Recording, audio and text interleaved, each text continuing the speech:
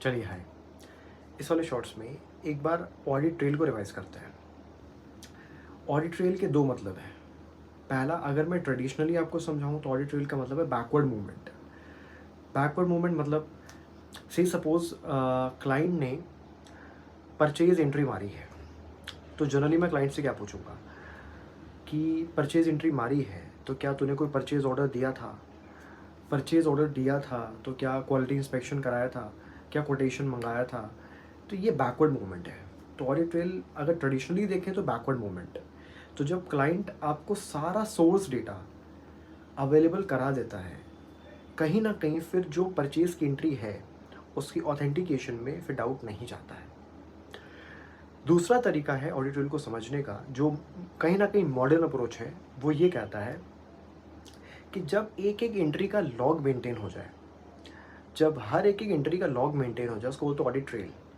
For example, जैसे generally आप लोग फेमिलियर हैं अकाउंटिंग सॉफ्टवेयर से जिसका नाम है टैली।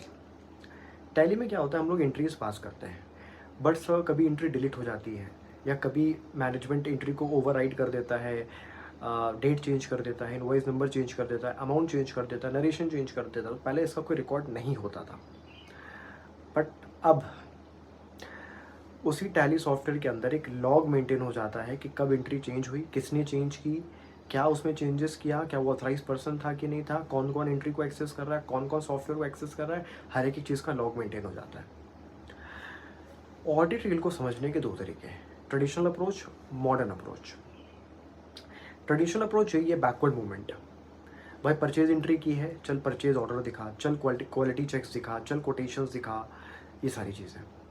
बट मॉडर्न में एक लॉग मेंटेन हो जाता है। टैली सॉफ्टवेयर के अंदर एक लॉग मेंटेन हो जाता है, कौन एंट्री एक्सेस कर रहा है, कौन डिलीट कर रहा है, कौन एडिट कर रहा है, हर चीज़ का।